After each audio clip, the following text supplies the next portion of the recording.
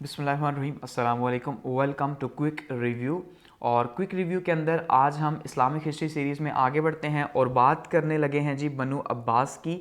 और देखेंगे कि बनु अब्बास का जो टाइम पीरियड है वो इस्लामिक हिस्ट्री के अंदर जो है वो कैसा रहा। ठीक है, और इससे पहले हम बनु उमैया की बात कर चुके हैं और उनके तकरीबन 90 साल पे मुहित जो एक हुकूमत थी या खिलाफत थी उसका हम जिक्र कर चुके हैं। तो अब बनु अब्बास की जो हुकूमत थी एक्चुअली में ये 500 सालों पे मुहित रही। ठीक है, अब 500 सालों पे मुहित तो रही, लेकिन इनके जो इनिशियल 100 ईयर्स हैं यानी तकरीबन पहले 100 साल जो हैं यही एक्चुअली में एक शानदार एरा रहा इस्लामिक हिस्ट्री के अंदर, या बनु अब्बास की असल हुकूमत रही। क्योंकि बाकी जो 400 साल की हुकूमत रही उसमें बनु अब्बास का नाम तो ज़रूर इस्तेमाल होता रहा, लेकिन वो एज ए पपेट या एक कठपुतली के तौर पे इस्तेमाल होते रहे। लेकिन जो असल पावर थी वो पावर किसी और के हाथ में थी। यानी कि जो अब्बासी एरा है इसको 4 हिस्सों के अंदर तकसीम किया जा सकता है। तो उसमें से जो पहला हिस्सा है, ठीक है, वो जो पहला हिस्सा जिसके अंदर हम डिस्कस करेंगे 9 हुक्मरान आए। तो ये जो 9 हुक्मरान थे एक्चुअली में यही जो है बनु अब्बास, असल बनु अब्बास की हुकूमत थी। इसके बाद जो आगे चलते रहे, क्योंकि टोटल 37 हुक्मरान आए बनु अब्बास के अंदर, तो उसमें हम देखेंगे कि नाम तो बनु अब्बास का ही यूज़ होता रहा कि भाई ये अब्बासीड कैलिफेट ही है, लेकिन एक्चुअली में वो उनकी पावर सिर्फ जो है वो उनके महल तक शायद महदूद थी, या वहाँ पे भी उनके वजीरों के जो है वो हुक्म चलते थे, महल के अंदर भी उनकी ताकत नहीं थी। तो पहला जो 100 साल का अरसा ये था ये बहुत शानदार रहा। और ये जो सारा टाइम था अब्बासीड कैलिफेट का यानी 750 से लेके और 1258 तक का, जिस टाइम पे सुकूत बगदाद हुआ, तो ये सारे का सारा अरसा जो है इसको गोल्डन टाइम कहा जाता है इस्लाम के लिए। ठीक है, यानी कि ये गोल्डन एज थी इस्लाम की, और इस्लाम ने इस टाइम पे ख़ास करके जो इस्लामिक सिविलाइजेशन थी, इस्लामी तहज़ीब जिसको हम कहते हैं, वो इस्लामी तहज़ीब यहाँ पे बहुत ज़्यादा जो है वो प्रमोट हुई, और ख़ास करके जो नॉलेज था, जो इल्म था, वो बहुत ज़्यादा जो है वो प्रमोट हुआ। तो चलिए स्टार्ट करते हैं और सबसे पहले बात करते हैं जी अब्बासीड रेवोल्यूशन की, और देखते हैं कि अब्बासीड कौन है और इन्होंने जो है ये क्या रेवोल्यूशन आया और किस तरह से जो है वो बनु उमैया से हुकूमत जो है वो हासिल की। अब सबसे पहले बनु अब्बास का जो नाम है ये पड़ा जी हज़रत अब्बास के नाम के ऊपर। और हज़रत अब्बास जो हैं वो नबी सल्लल्लाहु अलैहि वसल्लम जो हैं, आप सल्लल्लाहु अलैहि वसल्लम के चचा जो हैं वो थे, और उनका जो ये कबीला था तो ये बनु अब्बास, तो उसके नाम के ऊपर ये पड़ा। और बनु उमैया, इससे पहले जो उमैया कैलिफेट थी वो तकरीबन 90 साल पे मुहित थी, और उसमें हमने देखा कि जो बहुत बुरा जो इंसिडेंट हुआ जिसको तारीख़ जो है वो याद रखती है, और जिसके ऊपर बहुत ज़्यादा जो है वो गम गुस्सा जो है वो इस्लाम के अंदर या मुसलमानों के अंदर पाया जाता है, वो है जी वाक़या करबला, जिसमें हमने देखा कि किस तरह से जो है वो अहले बैत के साथ हुआ और किस तरह से अहले बैत को जो है वो जुल्म का निशाना बनाया गया यजीद और उसकी फ़ौजों की तरफ से। तो वहाँ पे यानी बनु उमैया की जो हिस्ट्री है उसमें बहुत ज़्यादा जो है हमें नफ़रत देखने को मिलती है, और ख़ास करके बनु उमैया ने जो है वो जिस तरह से ख़ास करके जो अरब थे उनके साथ जो सलूक किया, और या ख़ास करके अहले बैत, और दूसरे अल्फाज में कहा जाए तो जो शिया थे, ठीक है, जो कि हज़रत अली के सपोर्ट में आए थे, तो उनके साथ, जिनको उस टाइम पे अलावती कहा जाता था, तो उनके साथ बहुत ही बुरा सलूक किया जिसका हम ऑलरेडी जिक्र कर चुके हैं। तो अब हुआ ये कि बनु उमैया जो थी वो क्योंकि शाम में उनकी हुकूमत थी, तो इसका मतलब ये है कि उनको जो सपोर्ट थी वो नॉन अरब्स की थी, यानी कि वो लोग ज़्यादा थे जो कि अरब नहीं थे। और जो अरब थे उनके दिल में गम व गुस्सा था शदीद किस्म का बनु उमैया के लिए, कि भाई उन्होंने जो है वो बहुत ज़्यादा जुल्म किया नबी सल्लल्लाहु अलैहि वसल्लम के ख़ानदान के ऊपर, अहले बैत के ऊपर। ठीक है, तो इस वजह से जो अरब थे वो हमेशा से अब यानी एक किस्म का उनसे नफरत करते थे बनु उमैया से, कि भाई उनकी हुकूमत किस तरह से ख़त्म हो जाए। तो जैसे ही अब्बासीड कैलिफेट स्टार्ट हुई, ख़ास करके अब्बासी जो तहरीक है, ये जो अब्बासी तहरीक स्टार्ट हुई, तो इसको अरबों ने बहुत ज़्यादा सपोर्ट किया। सिर्फ इसलिए सपोर्ट किया, एक तो ये इनका जो ताल्लुक़ था वो हाशिम ख़ानदान से था, ठीक है, ये कुरैश के ख़ानदान से। दूसरा जो है वो सबसे इंपॉर्टेंट था, वो क्या था कि ये बनु उमैया के अगेंस्ट थे, यानी इन्होंने बनु उमैया के ख़िलाफ़ जो है वो स्लोगन बुलंद किए, नारा लगाया। तो इस वजह से अरब ने इन्हें बहुत ज़्यादा सपोर्ट किया। गो कि इनकी जो हुकूमत आई वो अरबों की सपोर्ट की वजह से नहीं आई, बल्कि हम आगे जब देखेंगे तो हमें नज़र आएगा पर्शियंस जो हैं उनकी सपोर्ट की वजह से बनु अब्बास को हुकूमत मिली। लेकिन अरब भी इनकी सपोर्ट में थे उस टाइम पे बनु उमैया के अगेंस्ट में। अब ये किस्सा स्टार्ट होता है उस टाइम पे जब मुख्तार सकफ़ी जो हैं, ठीक है, जिसका हमने जिक्र किया था कि मुख्तार सकफ़ी जो है उसने कहा था हम अहले बैत जो है उनका जो है वो बदला लेंगे। तो उस टाइम पे वो जब इमाम हुसैन के साहबजादे ज़ैनुल आबदीन के पास गए थे बैत के लिए तो उन्होंने इनकार कर दिया। तो फिर वो हज़रत अली के दूसरे साहबजादे मोहम्मद बिन हनफिया के पास आए और उनके हाथ पे बैत की और उनके साथ मिल के जो है वो यानी उनके हाथ पे बैत करके तो फिर एक मूवमेंट स्टार्ट की थी। तो उन्होंने यानी कि हज़रत मोहम्मद बिन हनफिया जो हैं उनके हाथ पे एक बैत हो चुकी थी। तो उसके बाद मुख्तार सकफ़ी ने देखा कि भाई उसने क्या क्या चालें चली या किस तरह से चली, लेकिन वो एक सिलसिला जो बैत का था वो उसी तरह से चलता रहा। उसके बाद जो मोहम्मद बिन हनफिया के जो बेटे थे अबू हाशिम के पास आई तो मोहम्मद बिन अब्दुल्ला जो हैं जो कि हज़रत अब्बास के पोते थे, ठीक है, हज़रत अब्बास के जो पोते थे मोहम्मद बिन अब्दुल्ला, अबू हाशिम ने जो है उनके हाथ पे क्या किया जी, बैत कर ली कि भाई आपके हाथ में बैत करता हूँ तो खिलाफत कैसे। उसके बाद जो है वो मोहम्मद बिन हनफिया के जो है वो ख़ानदान से हज़रत अब्बास के ख़ानदान में जो है वो चली गई, ठीक है। उसके बाद हमने देखा जी मोहम्मद बिन अब्दुल्ला जो है उन्होंने क्या किया जी, उन्होंने अब्बासी तहरीक स्टार्ट कर दी। यानी अब्बासी तहरीक जो स्टार्ट की वो किसने की, वो हज़रत अब्बास के पोते ने स्टार्ट की जो कि मोहम्मद बिन अब्दुल्ला जिनका नाम था। तो इसका मतलब ये हुआ कि अब इन्हीं की वजह से जो उन्होंने मूवमेंट स्टार्ट की तो फिर उन्होंने हज़रत अब्बास के नाम के ऊपर, यानी क्योंकि फैमिली तो वही थी तो इस वजह से इनका नाम पड़ा जी अब्बासी या तहरीक अब्बासी। उस टाइम पे एक मूवमेंट चल रही थी या हम कह सकते हैं कि अब्बासी कैलिफेट का एक पूरे का पूरा एक सिलसिला जो है उस टाइम पे बिल्ड हुआ। तो उसके जो रूए रवां थे वो कौन थे, मोहम्मद बिन अब्दुल्ला थे। अब मोहम्मद बिन अब्दुल्ला जो थे इनके 3 साहबजादे थे। सबसे बड़े इब्राहिम थे, उसके बाद अबू अब्दुल्ला अल सफ़ाह थे और उसके बाद जो है अबू जाफ़र मंसूर थे। तो सबसे पहले जब इनकी वफ़ात हो गई यानी मोहम्मद बिन अली अब्दुल्ला की जब वफ़ात हो गई तो उसके बाद वो खिलाफत आई जी इब्राहिम के पास और इन्होंने जो है वो जो अब्बासी तहरीक चली आ रही थी कि भाई हमने अपनी जो है वो खिलाफत कायम करनी है, तो वो एक पूरे पूरा सिलसिला जो है शुरू किया।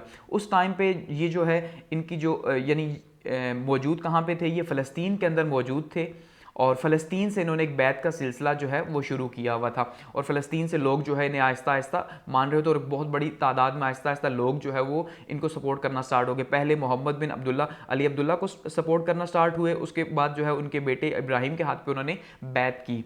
इसी दौरान इनका एक पर्शियन जो है वो एक नया मुस्लिम हुआ था, ठीक है, अबू मुस्लिम जिसको कहा जाता है, और ये नया नया जो है वो मुसलमान हुआ था।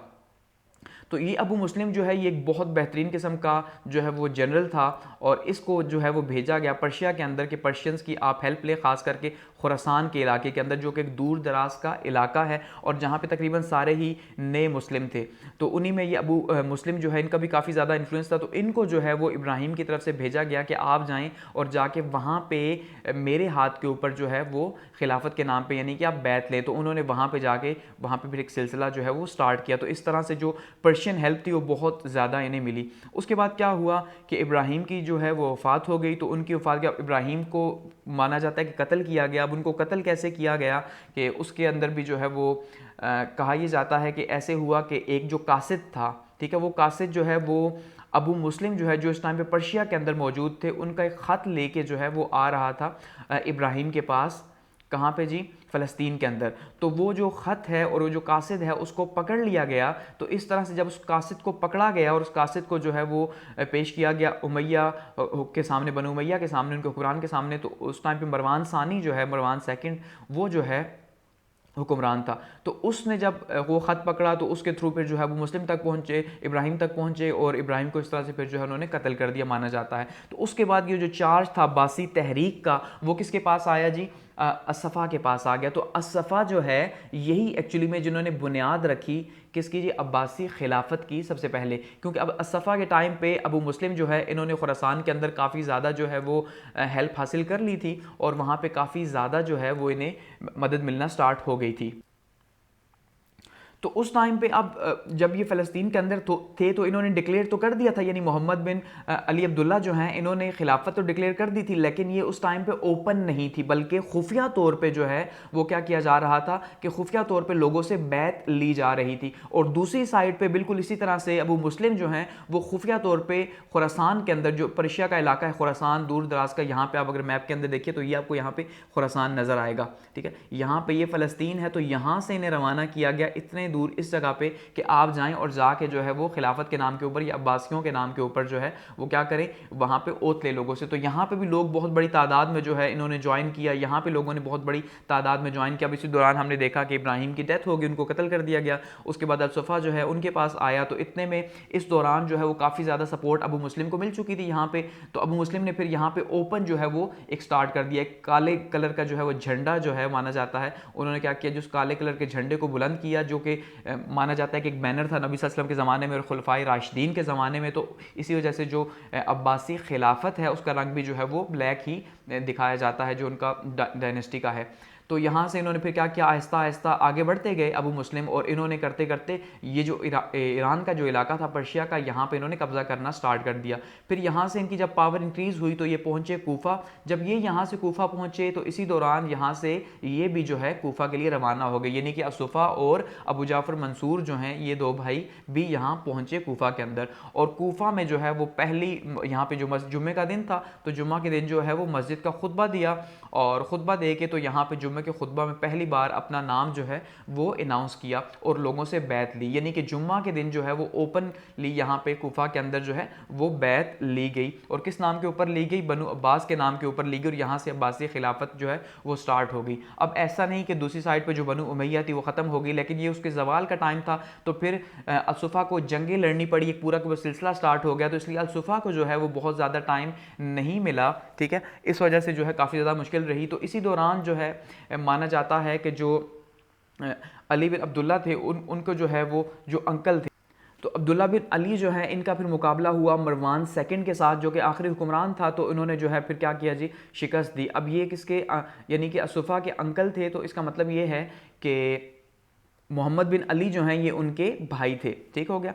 तो इस तरह से इनको शिकस्त हो गई। उसके बाद जो है इन्होंने क्या किया जी, जो बनु अब्बास था इन्होंने बहुत ज़्यादा वहाँ पे माना जाता है कत्ल गारत की, और ख़ास करके बनु उमैया के जितने शहज़ादे थे उन सब शहज़ादों को जो है वहाँ पे कत्ल किया, उनके ख़ानदान के लोगों को चुन चुन के कत्ल किया, सिवाय इसके कि अब्दुर्रहमान जो है वो अपनी जान बचा के वहाँ से भागा और वो स्पेन गया वहाँ से, और वहाँ पर जाके उमैया डायनेस्टी की जो है वो बुनियाद रखी स्पेन के अंदर, ठीक है। और वहाँ पर फिर जो है वो उमैया डायनेस्टी अगले कुछ साल तक वहाँ पर मौजूद रही। तो एक्चुअली में यहाँ पर जो है बहुत ज़्यादा जुल्म सितम किया गया और इनसे बदले लिए गए वो सारे के सारे कि जो जुल्म इन्होंने अपने जो 90 साल हुकूमत थी बनु उमैया ने जो अरबों के ऊपर या खास करके अहले बैत के ऊपर जो जुल्म तोड़े थे, तो उनका एक किस्म का बदला लिया गया, ये माना जाता है, ठीक है। ये बहुत बड़ा यहाँ पे जुल्म सितम हुआ। और उसके बाद अल-सुफ़ा जो हैं इनको तो मौका नहीं मिला, क्योंकि ये जंगों में मसरूफ़ रहे, तो इनको फाउंडेशन जो एक्चुअल फाउंडेशन थी जो अब्बासियों की, उसका मौका नहीं मिला उसको ठीक करने का। तो उसके बाद जो उनके भाई आए, ठीक है, उनके भाई कौन थे, अल-मंसूर के नाम से जो मशहूर हुए, ठीक है। तो अल-मंसूर जो है उनको माना जाता है कि वो रियल फाउंडर हैं। एक्चुअली में किसके रियल फाउंडर हैं जी, अब्बासी जो पूरी की पूरी कैलिफेट है उसके रियल फाउंडर हैं, क्योंकि उन्होंने 22 साल तकरीबन जो है वो हुकूमत की, और इन 22 सालों में स्ट्रॉन्ग ग्राउंड्स जो हैं वो प्रोवाइड किए, किसको जी, अब्बासी खिलाफत को। और यूँ जो है वो अब्बासी खिलाफत फिर आगे बढ़ी और इस्लाम का जो गोल्डन टाइम था वो स्टार्ट हुआ। तो ये जितना भी सारे का सारा प्रोसेस था इसको कहा जाता है अब्बासी रेवोल्यूशन, क्योंकि ये रेवोल्यूशन हुआ, ये इनकलाब आया। और इनकलाब जो है वो क्या है, इनकलाब जो है वो जब भी एक हुकूमत तब्दील होती है और ख़ास करके उसमें बहुत ज़्यादा जब खून शामिल हो जाता है, तो वो जो है वो उसको हम कहते हैं जी रेवोल्यूशन, कि ये एक बहुत बड़ा इनकलाब आ गया। तो इनकलाब आया और बनु उमैया जो है उनके हाथ से हुकूमत शिफ्ट हुई और अब्बासियों के हाथ में आ गई, और इस तरह से अगले 500 साल अब्बासियों के नाम के ऊपर हुकूमत होती रही, जिसमें पहले 100 साल जो है वो तो स्ट्रॉन्ग अब्बासीड होल्ड था, उसके बाद अगले 400 साल जो है वो सिर्फ बराए नाम ही हुकूमत जो है वो अब्बासियों की रही, ठीक है। तो ये यहाँ पे रेवोल्यूशन का जो पार्ट है हमारा, यहाँ पे इसको हम करते हैं क्लोज। आगे बढ़ते हैं और ये देखिए यहाँ पे हमारे पास लिस्ट मौजूद है पूरे के पूरे जो खलीफा रहे। 37 खलीफा टोटल जो है वो बनु अब्बास के रहे, ठीक है, यानी कि 500 सालों के अंदर 37 खलीफा जो है वो आए और वो हुकूमत करते रहे। अब उसमें 4 हिस्सों के अंदर या 4 एराज के अंदर जो है वो तकसीम किया गया बनु अब्बास की हुकूमत को, यानी 4 जो है वो मुख्तलिफ पीरियड्स रहे जिस टाइम पे बनु अब्बास की हुकूमत होती रही, जिसमें पहले जो 9 हुक्मरान हैं, ठीक है, ये जो फर्स्ट 9 जो रूलर्स आए इस टाइम पे या खलीफाज आए, तो ये जो थे ये एक स्ट्रॉन्ग होल्ड, जिसको मैंने आपको आपको पहले ही बताया कि एक स्ट्रांग होल्ड था। और एक्चुअली में अगर कुछ हिस्टोरियंस के नज़दीक जब देखा जाए तो वो सिर्फ इसी को, ये जो पहले 9 हुक्मरान थे, इन्हीं को अब्बासी खिलाफत मानते हैं कि भाई यही जो अब्बासी खिलाफत थी, यही खिलाफत थी। यहाँ पे जो खलीफा आए उन्होंने ही जो है वो एक तो इस्लाम को वो आगे लेके गए, एक तहजीब कल्चर को आगे लेके गए, और अब्बासी जो हुकूमत थी, जो खिलाफत थी, उसको स्ट्रॉन्ग किया।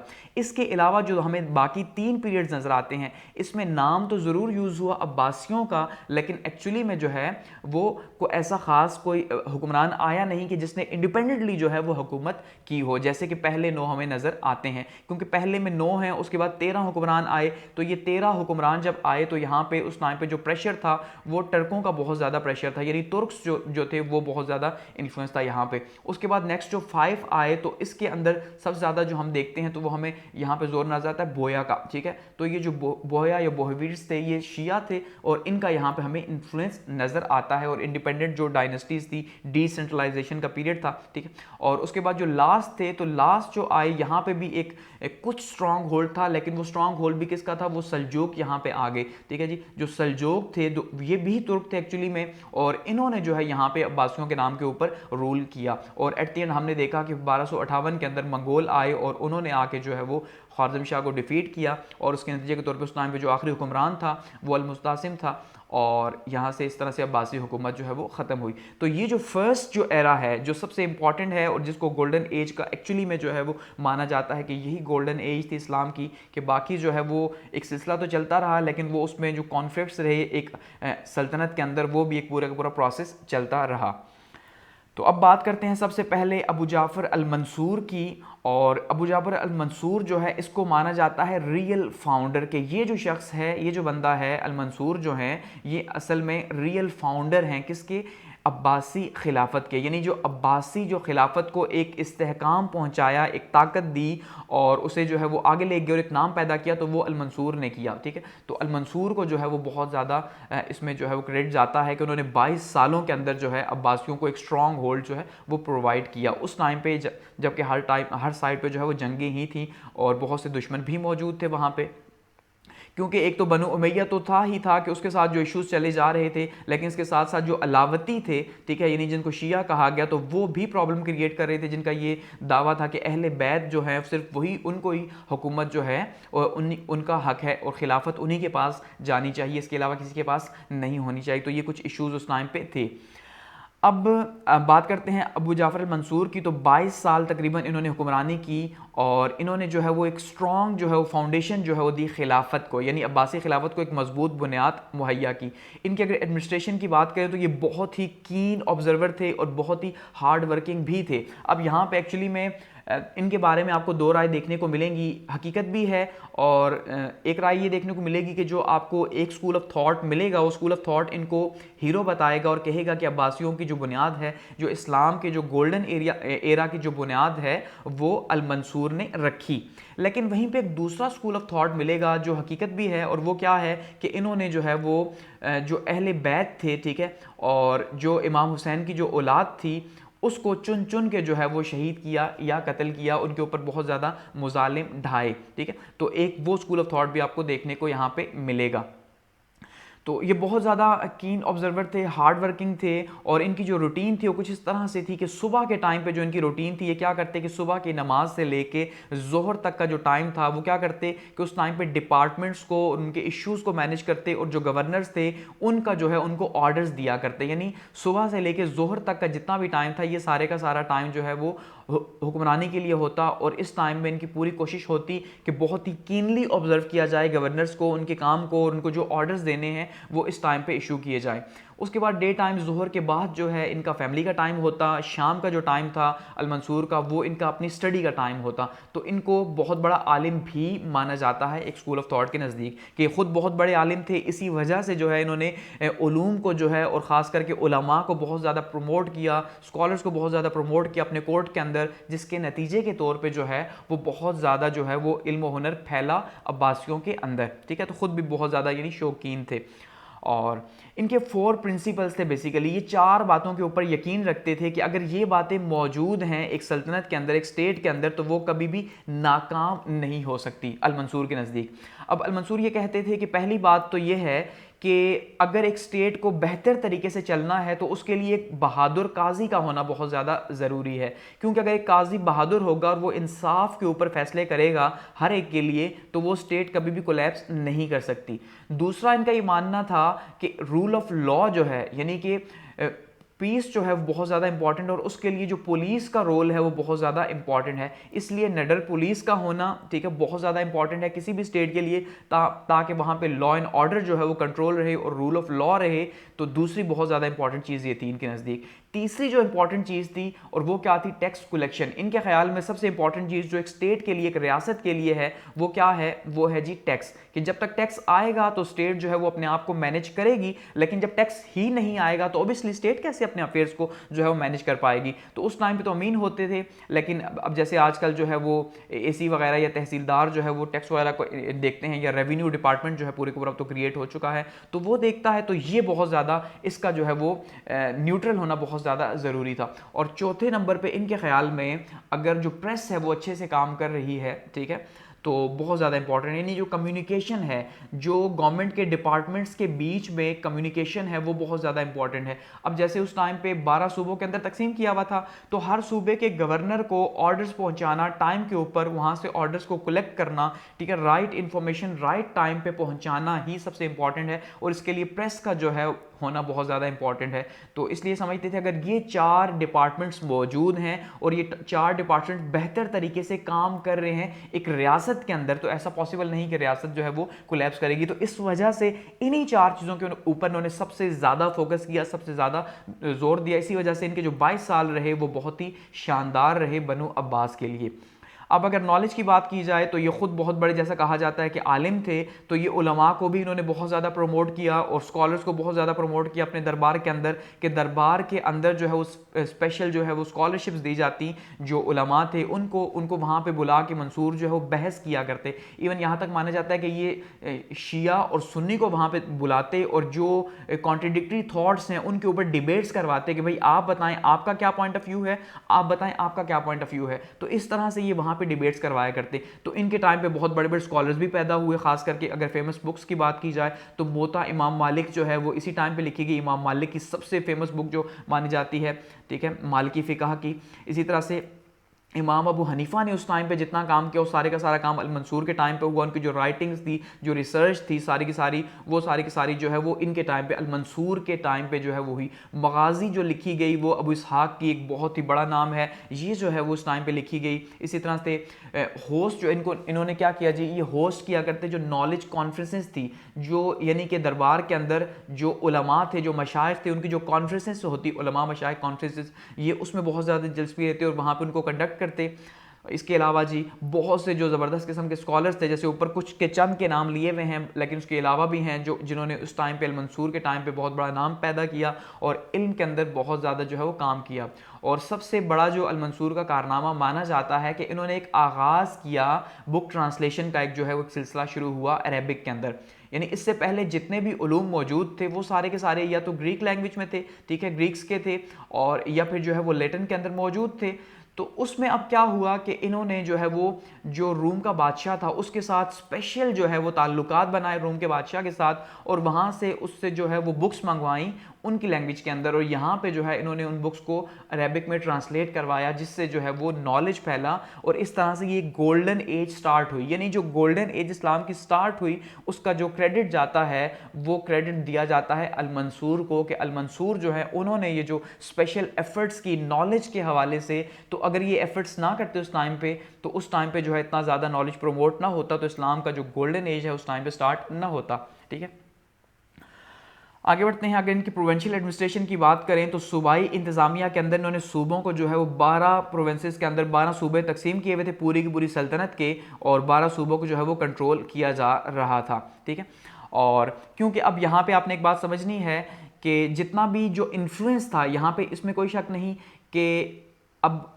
12 सूबे मौजूद थे, उनका कंट्रोल भी था, लेकिन यहाँ पे पर्शियन का हमें कुछ इन्फ्लुएंस काफ़ी ज़्यादा देखने को मिलता है, खास करके आगे हम जिक्र करेंगे भी बड़ा मक्की फैमिली का। उसकी वजह ये है कि अब ये जो रेवोल्यूशन आया, अब्बासिड रेवोल्यूशन, ये अबू मुस्लिम लेके आए थे, तो अबू मुस्लिम खुद पर्शियन थे, तो इसका मतलब वहाँ से पर्शियंस की एक बड़ी सपोर्ट थी। तो यहाँ पे जो ब्यूरोक्रेसी थी, खास करके प्रोविंसेस के अंदर, यानी सूबाई जो सरकारी हुक्मरान थे, उनमें हमें काफ़ी ज़्यादा इन्फ्लुएंस देखने को मिला पर्शियंस का।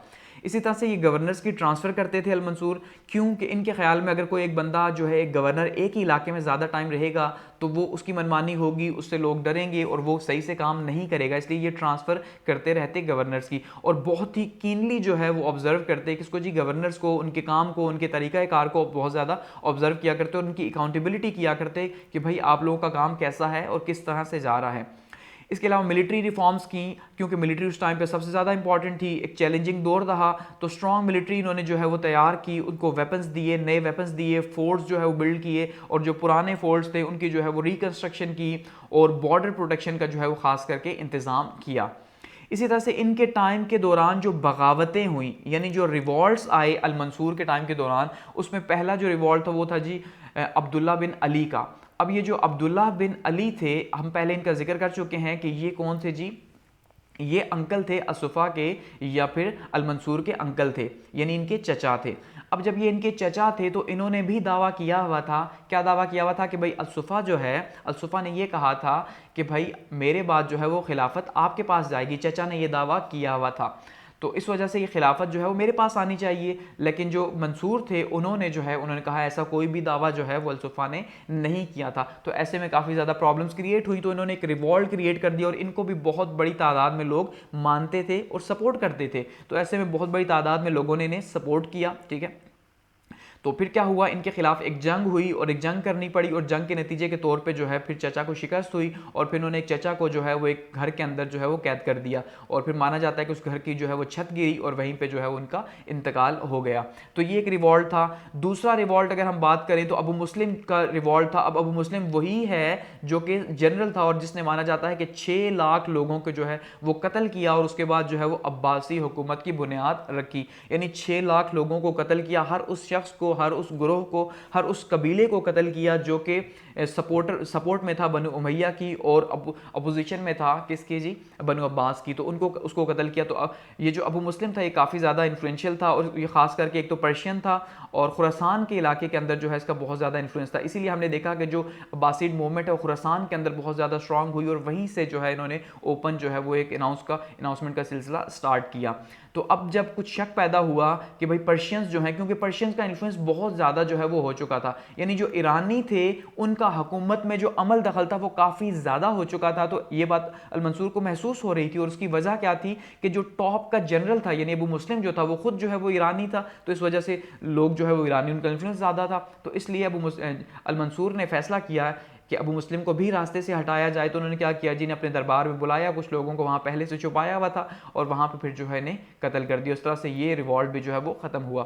और जब ये रिवॉल्ट ख़त्म हुआ तो अब ये क्योंकि खुद पर्शियन थे, तो एक और शख्स जो है जो इनका सपोर्टर था सिंदबाद, वो इनकी सपोर्ट में सामने आ गया, क्योंकि वहाँ पे अरब और नॉन अरब्स का मामला आ गया कि जो नॉन अरब्स थे, जो पर्शियंस थे, उन्होंने कहा भाई अरब जो है इन्होंने जो है वो कत्ल कर दिया, इसका मतलब ये है कि हमें बदला लेना चाहिए। तो सिंदबाद जो है, ये सिंदबाद नामी शख्स सामने आया, तो फिर इसके खिलाफ भी क्या हुआ जी, इसने जो है वो काबा की तरफ मार्च की। तो ऐसे में इसे भी जमहूर जो है, ये एक जनरल था अल-मंसूर का, इस जमहूर ने जो है इन्हें भी जो है वो इस शख्स को भी कत्ल कर दिया, और इस तरह से ये रिवॉल्ट भी ख़त्म हो गया। लेकिन अब क्या हुआ, ये जो जमहूर था इसके पास जब ये इतना ज़्यादा ये जो माल गनीमत है, माल गनीमत जब इस शख्स के हाथ लगा, तो इसने भी क्या किया, इसकी नीयत भी ख़राब हो गई, और इसने क्या सोचा कि भाई अब मुझे क्या ज़रूरत है अल-मंसूर को मानने की। तो इसने भी जो है खुद ही इंडिपेंडेंट यानी कि इंडिपेंडेंस का अनाउंसमेंट कर दी, और इसने भी बगावत कर दी जमहूर ने। ऐसे में फिर जो है इसके खिलाफ भी जंग हुई और इसे भी कत्ल किया गया, और इस तरह से ये रिवॉल्ट भी ख़त्म हुआ। और एक और जो रिवॉल्ट था जी, वो कौन सा जी, मुल्बिद बिन हरमा का रिवॉल्ट था। अब ये जो लोग थे ये जजीरा के रहने वाले थे, जो जजीरा इराक का और शाम का जो इलाका है पीछे करके, जो टर्की के बॉर्डर के साथ आता है, तो वहाँ पे जो जजीरा का इलाका है, ठीक है, तो वहाँ पे जो है इन्होंने रिवॉल्ट किया। और ये बहुत ही अजीब तरह के लोग थे, ये मानते थे कि जो मंसूर है वो खुदा है, नाउजुबिल्ला। तो ये मंसूर को खुदा मानना स्टार्ट हो गए और ये वहाँ से सारे का सारा ग्रुप निकला और ग्रुप आके जो है वो जमा हो गया अल मंसूर के पैलेस के बाहर, ठीक है। और वहाँ जमा हुआ और इसने आके क्या किया जी, इसने आके नारे लगाना स्टार्ट कर दिए कि भाई हमें मंसूर से मिलना है क्योंकि वो हमारा खुदा है। तो वहाँ पे कुछ लोगों को पकड़ लिया गया, इनके जो बड़े सरदार थे उनको पकड़ा गया और उनको जो है वो कैद कर दिया। तो ऐसे में इन्हें काफ़ी ज़्यादा गुस्सा आया, इन्होंने फिर काफ़ी वहाँ पे जो है वो माना जाता है कि महल में घुस के अपने एक तो सरदारों को छुड़ाया और दूसरा काफ़ी कत्लो गारत हुई वहाँ पे उस टाइम पे। और उसके बाद जो है इनके साथ काफ़ी लड़ाइयाँ लगी रहीं, लेकिन फिर काफ़ी टाइम के बाद जो है वो इनका ये फितना ख़त्म हुआ। तो लेकिन ये रिवॉल्ट भी जो है वो एंड हो गया। इसके बाद बात करते हैं जी नेक्स्ट रिवॉल्ट की, तो वो है जी बर्बर अफ्रीका के। जो अफ्रीका के बर्बर थे ये हमेशा से ही जो है स्टार्ट से ही जब से इस्लाम फैला था तो तब से ये प्रॉब्लम्स जो है वो क्रिएट कर रहे थे। तो इस वजह से ये भी हमेशा से जो है वो आज़ादी ही चाहते थे। तो इन्होंने भी रिवॉल्ट किया, इनके खिलाफ भी जंग हुई और इन्हें भी कंट्रोल किया गया।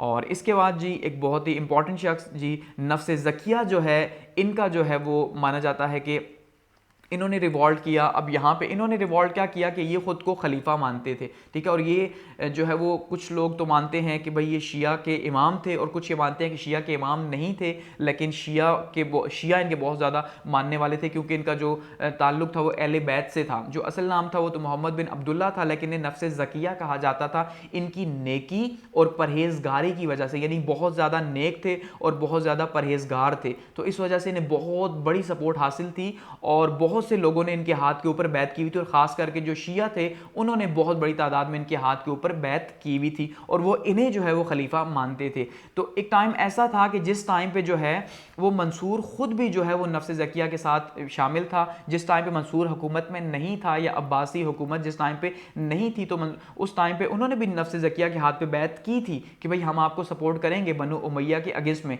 लेकिन जब अपनी हुकूमत बन गई तो अब मंसूर ने जो है वो इनकार कर दिया इनको मानने से। तो ऐसे में फिर इनको कहा कि भाई आप जो है वो सरेंडर कर दें। नफ्स ज़किया ने कहा मैं सरेंडर नहीं करूंगा क्योंकि जो खिलाफत है उस पर जो हक है वो तो अहले बैत का ही है। इन्होंने फिर सारे का सारा सिलसिला बताया, हज़रत अली की शान बताई, इमाम हुसैन की, इमाम हसन की, सारा कुछ बताया। लेकिन फिर ये काफ़ी सिलसिला जारी रहा ख़त्तो किताबत का। जब कोई फ़ैसला नहीं हो सका तो ऐसे में इनके बीच में जंग हुई और यहाँ पे जो जंग हुई तो उसके नतीजे के तौर पे जो है नफ्स ज़किया को शहीद कर दिया गया। और ये एक बहुत ही भयानक किस्म का जो है वो कत्ल था इस्लाम के अंदर एक और, क्योंकि इससे भी बहुत ज़्यादा तकसीम पैदा हुई। ख़ास करके अब्बासियों के लिए जो एक बड़ी प्रॉब्लम स्टार्ट हुई वो यहाँ से नफ्स ज़किया के शहादत के बाद स्टार्ट हुई, क्योंकि नफ्स ज़किया अब बहुत पॉपुलर थे और बहुत स्ट्रॉन्ग होल्ड भी था इनका। खास करके इन्होंने मदीना में रह के जो है, मदीना के अंदर इनका काफ़ी ज़्यादा इन्फ्लुएंस था, तो मदीना में जो है वो रह के काफ़ी ज़्यादा मुकाबला किया। तो 6 माह के बाद जो है वो माना जाता है कि इनको जो है वो शिकस्त हुई, क्योंकि मदीना के बाहर से जितने भी रास्ते थे उनको बैक कर दिया गया। तो खैर अब इनको क्योंकि शिया बहुत ज़्यादा मानते थे तो शिया ने क्या किया जी, ओपनली जो है वो अब्बासियों का जो है वो उनकी अपोजिशन में आ गए कि भाई आपका हक नहीं, अहले बैत का हक है, ऊपर से आपने जो है हमारे इमाम को भी कत्ल किया। तो इस वजह से बहुत ज़्यादा फिर ये प्रॉब्लम्स यहाँ पे क्रिएट होना स्टार्ट हो गए। और इवन यहीं पर ये सबसे बड़ा इल्ज़ाम लगता है अल मंसूर के ऊपर कि भाई अल मंसूर ने क्या किया, इमाम हुसैन की जो पूरी की पूरी जो एक नस्ल थी उसको जो है वो कत्ल करवाया या शहीद करवाया उनको। अब ये क्यों माना जाता है, क्योंकि जब नफ्स ज़किया ने, जब अल मंसूर ने जो है वो टारगेट्स दिए, गोल दिए कि भाई आप नफ्स ज़किया को पकड़ें अपने गवर्नर्स को, तो गवर्नर्स इसमें नाकाम रहे। तो फिर अल मंसूर ने गुस्से में आके ये कहा कि भाई अब अगर आपको वो नहीं मिल रहे, ये नहीं आप नफ्स ज़किया तक नहीं पहुंच पा रहे, तो आप जितनी भी अहले बैत की जो औलादें हैं उनको पकड़ें और उनको नाउज़ुबिल्लाह आप जो है ना उनको अकाउंटेबल बनाएं। तो इस तरह से उनको फिर जो है वो उनका कत्लेआम किया गया। तो ये एक और बहुत बड़ा जुल्म हुआ अल मंसूर के ज़माने के दौरान। तो ये बहुत बड़ा इन पर जो है वो इल्ज़ाम है।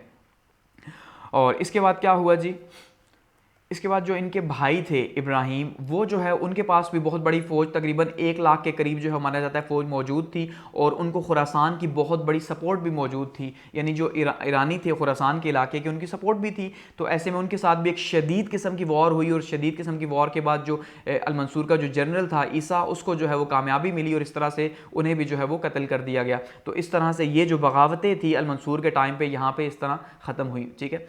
और उसके बाद अगर बात करते हैं जी कंस्ट्रक्शन की, कि जो कंस्ट्रक्शंस हुई अल मंसूर के दौरान, तो सबसे इम्पॉर्टेंट जो कंस्ट्रक्शन हुई वो है जी फाउंडेशन ऑफ बगदाद, और ये कैपिटल भी था बाद में। और ये बगदाद जो आपको सामने यहाँ पे दिखाई दे रहा है, ये वही बगदाद है जो कि सालों तक जो है वो इल्म व अदब का शहर रहा और दुनिया में इसने राज किया, और ये इसकी जो बुनियाद है एक्चुअली में वो अल-मंसूर ने रखी। और ये बहुत ही शानदार किस्म का जो शहर बनाया, इसको पूरा बाकायदा प्लान करके बनाया गया। इसकी जो है ये आप देख लें कि एक जो है पूरे के पूरा दीवार फैली हुई है, तो चारों साइडों पे इसके दीवार, और इसके बाहर जो है यहाँ पे खंदक खोदी गई ताकि दुश्मन से जो है इसकी प्रोटेक्शन की जा सके। और एक बहुत ही ज़बरदस्त किस्म का जो शहर है उसकी बुनियाद रखी यानी अल-मंसूर ने। तो अल-मंसूर को सहरा ये जाता है उसके सर के, उसने बगदाद की जो है वो बुनियाद रख दी। ठीक है, तो बगदाद बाद में जो है वो इस्लामिक सिविलाइजेशन का सेंटर बना और ज़बरदस्त किस्म का जो है वो एक लर्निंग का एक इंस्टीट्यूट बना पूरे का पूरा बगदाद जो है।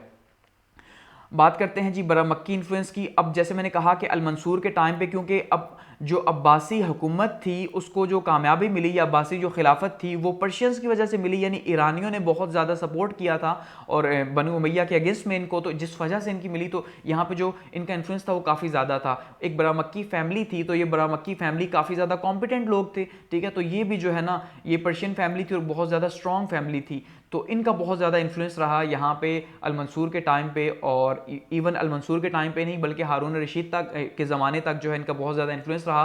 फिर हारून रशीद के इवन ये वज़ीर भी रहे, वज़ीर आज़म तक रहे, लेकिन उसके बाद हारून रशीद ने जो है इनको फिर बहुत ज़्यादा जुल्म का निशाना बनाया। ठीक है, कुछ शकूक व शुबहात की बिना पे, तो इनका बहुत ज़्यादा इन्फ्लुएंस रहा। 2 मसाजिद जो है वो अल-मंसूर ने तैयार करवाई, एक जो है वो शहज़ादों के लिए, रॉयल्स के लिए, और दूसरी जो है वो आम लोगों के लिए, ताकि वहाँ पे वो नमाज अदा कर सके। और इसके अलावा जो है ये ट्रेंच जो है ये खंदक वगैरह ये इसी का है। बगदाद के बाहर जो है ये इन्होंने पूरी की पूरी वॉल बना के तो वहाँ पे जो है खंदक खुदवाई, और 4 दरवाजे थे बगदाद शहर के। ठीक है, और ये 4 दरवाजे इसकी प्रोटेक्शन में थे, और बहुत ज़बरदस्त किस्म का एक रॉयल पैलेस जो है यहाँ पे बगदाद के अंदर जो है वो बनाया अल-मंसूर ने। इसके अलावा एक रसाफा पैलेस जो है बनाया गया शहर के बाहर, और बहुत ही शानदार किस्म का ये पैलेस जो है ये महल भी तामीर किया गया।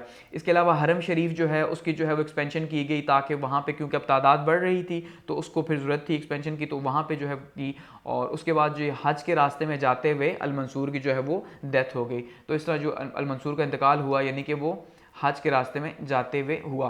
तो ये वो सारे का सारा टाइम था जी जो अल-मंसूर का टाइम था, और तकरीबन 754 से लेके 774 तक का जो टाइम था, ठीक है, ये अल-मंसूर का रहा, और बहुत ही शानदार किस्म का टाइम रहा। सिवाय इसके कि नफ्स ज़किया और जो अहले तशी के साथ, जो अहले बैत के जो बचे हुए लोग थे उनके साथ जो जुल्म किया गया, उसके अलावा जो है अल-मंसूर का जो वक्त रहा वो बहुत ज़बरदस्त रहा। और एक नई सल्तनत जो थी, उस नई सल्तनत को जो एक स्ट्रॉन्ग होल्ड जो प्रोवाइड किया गया वो किसने किया जी? वो अल-मंसूर ने किया, और सारे का सारा सहरा जो है वो अल-मंसूर के सर जाता है। तो ये जो है एक स्ट्रॉन्ग होल्ड रहा। इसके बाद जब हम आगे बढ़ेंगे तो हम देखेंगे कि भाई और जो फर्स्ट एरा था, जो पहले 100 साल थे जो सबसे इंपॉर्टेंट थे एक्चुअली में, जो अब्बासी खिलाफत थी, तो उसमें जो है वो और कौन से इंपॉर्टेंट हुक्मरान रहे। ठीक है।